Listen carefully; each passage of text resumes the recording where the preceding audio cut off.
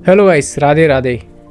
आप सभी का मेरे यूट्यूब चैनल पर स्वागत है। तो आज मैं अपनी मम्मी से बात करने वाला हूँ और पूछूंगा मेरी मम्मी का जन्म कहाँ पे हुआ, मतलब मेरी मम्मी की जो लाइफ हुई है अभी तक जितनी बिताई है। मतलब कितने साल के हो गए मम्मी? मैं 47 साल की हो गई। तो 0 से लेकर 47 साल तक का कैसा सफ़र रहा वो मैं अपनी मम्मी से पूछने वाला हूँ। तो मम्मी, आपका जन्म कहाँ पे हुआ पहले यूँ बताओ। मेरा जन्म केलवाज में हुआ था। वहाँ मेरा पीर है, जहाँ कालका माता का मंदिर है, वो केलवाज है। तो मेरी मम्मी का जन्म हुआ है राजस्थान के अंदर पाली जिला और तहसील पड़ती है सोजत। तो वहाँ पे मेरी मम्मी का सोजत के अंदर ही एक गांव आता है केलवाद। तो वहाँ पे मम्मी का जन्म हुआ है। तो मैं मम्मी, कैसा रहा मम्मी गांव का सफ़र? बहुत अच्छा रहा। गांव की तो कुछ बात ही अलग है, बहुत अच्छा रहता है गांव में। तो उधर देखो मम्मी, सामने देख के बात करो। गांव में तो बहुत अच्छा रहता है। अच्छा, तो आपके पिताजी और आपके मम्मी कैसे थे? बहुत अच्छे थे। मेरे मम्मी पापा बहुत अच्छे थे। अच्छा, मैं मम्मी और मतलब मेरे मम्मी के मम्मी पापा मतलब मेरे नाना और नानी। तो और बताइए मम्मी, और क्या कैसा क्या है? क्या बताऊँ और? आपके पापा कैसे है, आपकी मम्मी कैसी है? मेरी मम्मी बहुत अच्छी थी। मेरी मम्मी जैसी शायद किसी की मम्मी न हो, और मेरे पापा जैसा भी किसी को पापा न हो। पर मैं चाहती हूँ कि जैसा मेरे मम्मी पापा हैं ऐसा सभी का मम्मी पापा हो। बहुत अच्छे थे मेरे मम्मी पापा। तो देख लीजिए गाइस, मेरी मम्मी के मतलब मेरे नाना और नानी बहुत ही अच्छे हैं नहीं, मतलब मेरे नाना तो नहीं रहे, ओनली फॉर मेरी नानी है। तो अभी थोड़े टाइम पहले मेरे घर पे ही थे यहाँ पे। तो फिर उनकी तबीयत थोड़ी ज़्यादा ख़राब हो गई, तो फिर गांव ले जाना पड़ा। तो फिर अभी उनके परिवार में है तो वहीं पे रहते हैं। मतलब क्या बोलते हैं उनको, कोई क्या मम्मी, तुम्हारे भैया को क्या बोलते हैं? मेरा भाई इसके मामा लगता है। हाँ, मतलब मामा के वहाँ पे रहते हैं मतलब। और मम्मी, अभी छोड़ के आई हूँ, थोड़े दिन के लिए वापस लेके आ जाऊंगी। तो गाइस, आपने देख लिया होगा मेरी मम्मी का जन्म कहाँ पे हुआ और मेरी मम्मी के माता पिता के बारे में। तो अब जानेंगे अपनी मम्मी से मेरे पिताजी के बारे में। तो मम्मी बताइए, आपकी और मतलब मम्मी और पापा की शादी कब हुई? तारीख वारीख तो याद नहीं है लेकिन क्या है कि पहले के ज़माने में जो जाते और लड़के दे के आते हैं उसी तरीके से हमारी हुई है शादी। जैसे लड़के को बुलाया और मेरे पापा ने देखा तो बोला कि ठीक है, लड़का अच्छा है, जम गई तो बना दिया रिश्ता। आजकल के तो ऐसे होते हैं, लड़का लड़की को देख के करते। हमने इनको नहीं देखा, इन्होंने मुझे नहीं देखा, सिर्फ हमारे माता पिता ने ये रिश्ता बनाया है, वरना अच्छा है। तो और आगे, और मम्मी आप क्या बताना चाहोगे आपके और आपके पति के बीच में, मतलब मेरे मम्मी और पापा के बीच में क्या ऐसा खास है जो आप बताना चाहते हो? हमारे बीच में बहुत अच्छा रिश्ता है और हमारे पति ने बहुत अच्छा फर्ज निभाया है। हमारे बच्चों को अच्छा पढ़ाया लिखाया। एक को बीएससी नर्सिंग कराई, एक को 12वीं कराई, 12वीं के बाद आईटीआई कराई। आईटीआई के बाद में 1 साल विक्रम फैक्ट्री में अप्रैल शिफ्ट करी। अभी वहाँ गुजरात में जॉब करता है और अच्छी जॉब है। और लड़की को बीए करा है, 15वीं करी है, आगे तैयारी चल रही है इसकी।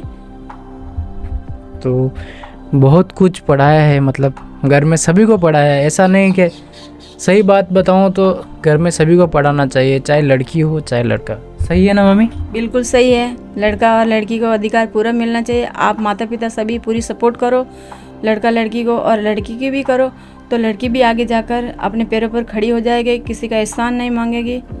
इसीलिए मेरा कहना यही। तो मैं मम्मी से पूछता हूँ कि हम तीनों में से सबसे ज़्यादा किसको लाड करती हैं? मैं तो सभी को करती हूँ। देखो, आप ये बात तो आप सभी जानते होंगे कि जो पहली संतान होती है तो पहली बार होती है तो सबसे ज़्यादा प्यार तो उनसे ही करते हैं ना।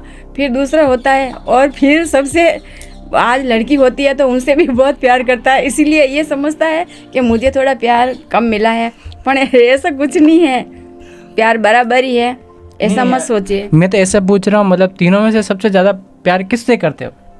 हमने पारस से किया था पूजा से, लड़की से। आज सच बोल देती हूँ, जब पहला लड़का हुआ तो बहुत सबने सोचा कि अभी तो अपनी खुशी आई है, तो फिर देखो होता है, आप में भी होता होगा। फिर दूसरी बार ये आया, ये बोला बीच का रहा ना, इसलिए फिर उसके बाद लड़की हुई तो उनसे भी बहुत प्यार किया। तो प्यार चलिए, तो इनसे भी करते हैं। तो चलिए देख लिया होगा सबसे ज़्यादा। तो उसके बाद में सेकंड नंबर पे कौन आता है, यूँ बताओ।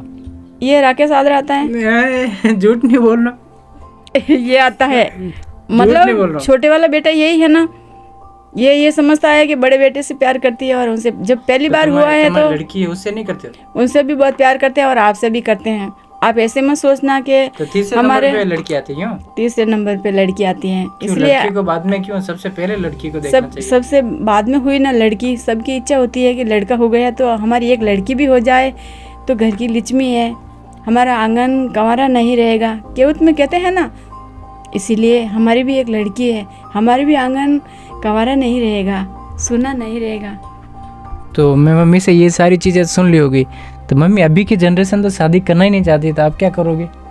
कौन नहीं करना चाहता है?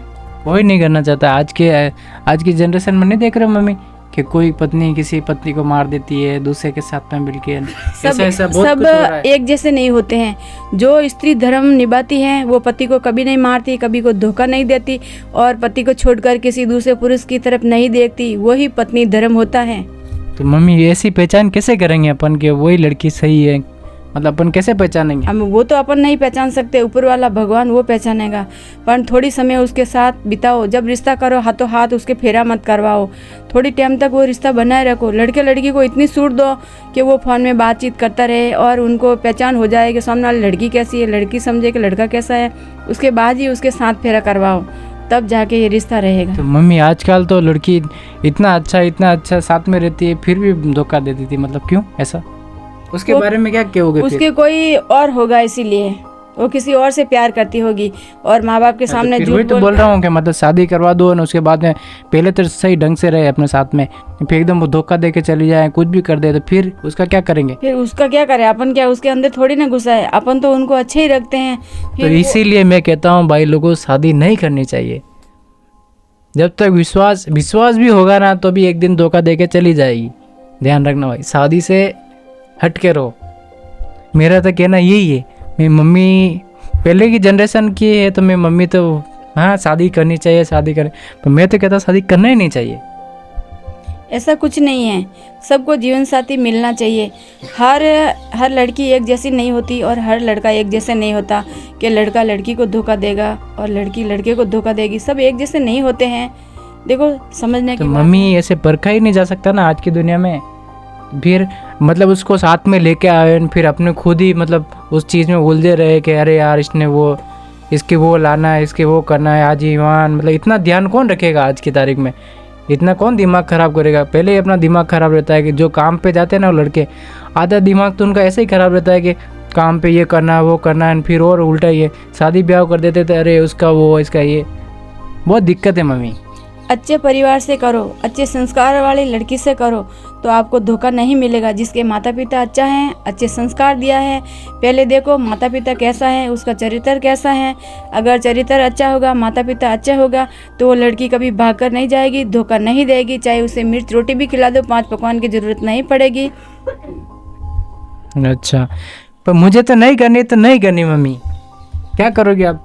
हम ज़बरदस्ती नहीं करेंगे, वो आपकी इच्छा। देखो भाई, मेरी तो मम्मी मेरे सपोर्ट में है, आपके सपोर्ट में रहती है कि नहीं रहती है मेरे को नहीं पता। आपके घर वाले भी आपसे जिद करते होंगे, मतलब आप छोटे होंगे, मतलब 18, 19 या 20 साल के होंगे ना, तो बोलेंगे घर वाले शादी करवा देता हूँ। पर आपको वो चीज़ सोचनी चाहिए कि शादी आपको करनी है नहीं करनी। मतलब ऐसे ही नहीं कि घर वालों में बोल दिया शादी कर दे, शादी कर दे, जिद करने लग जाएंगे कि हाँ करनी है करनी, पर नहीं करनी। अपन को ध्यान रखना, जब तक अपने पैरों पे खड़े ना हो जाओ। और मम्मी ये बात बिल्कुल सही बोल रहा है मेरा लड़का। जब तक पैरों पर खड़े नहीं हो जाओ वब तक शादी मत करो। जब पैरों पर खड़े हो जाओ तो लड़कियों की लेन लग जाएगी। अच्छे से अच्छे लड़की भी बोलेगा, दीवानी हो जाएगी कि हम अपने लड़के से शादी कर रहे हैं, क्योंकि ये समय ऐसा ही। तो मम्मी फिर आप बोल रहे हो कि मतलब पैसे कमाने के बाद में फिर वो लड़की आए तो फिर उस लड़की का क्या मतलब? नहीं, ऐसा कुछ नहीं है। क्यों कुछ नहीं है? अभी तो बोला ना कि पैरों पे खड़े हो जाओगे तो फिर बहुत सारी लड़की आ जाएगी, मतलब लाइन लग जाएगी, तो फिर उन लड़कियों का क्या मतलब जिन लड़की के साथ में रहना था वो नहीं मिली, फिर उसका क्या मतलब? फिर वो कहाँ गई? वो कहाँ गई? वो खो गई, इस दुनिया में खो गई। मुझे बताना चाहिए ना, जो भी थी मुझे बताते। अब किसी को नहीं बताया जा सकता ऐसी बातें। बताई जाता है, प्यार एक बार होता है, 2 बार नहीं होता है। इसीलिए बाप से छुपा सकते हो, माँ से कभी कोई बात नहीं छुपाना। कि कोई लड़की पसंद हो तो बताना, कोई अगर लड़का पसंद हो तो हमारे से छुपाना नहीं। माँ से कभी नहीं छुपाना, माँ हर बात समझती है, मेरे से कभी नहीं छुपाना, बता देना। तो भाई लोगों, हमारा टॉपिक कुछ और था और कुछ और टॉपिक पे चले गए, तो चलिए वापस चलते हैं उसी टॉपिक पर। और मम्मी बताइए, आपका जीवन में कैसे क्या रहा गांव का, मतलब ये बताओ कहाँ संघर्ष कैसा रहा यहाँ तक का? हमारे बहुत अच्छा रहा गांव में। हमारे माता पिता खेती करते थे, हम भी खेती करते थे। कौन कौन सी फसल उगाई जाती थी, मतलब एक साल में कितनी फसल होती थी? बस एक साल में एक ही फसल होती थी, क्यों पहले के ज़माना में इतना बारिश नहीं होता, सिर्फ जेठ आषाढ़ में बारिश होती और बस वो कातिरा लेते, उनाड़े नहीं होते। तो इसीलिए हमारे मम्मी पापा गुजरात कमाने के लिए जाते, तो मैं भी साथ जाती। वो काम करते मैं भी करती, और क्या, माँ बाप करते हैं तो फिर हमें भी तो करना पड़े ना, तो हम भी करते हैं। तो कितने साल तक मम्मी आपने गुजरात में काम किया?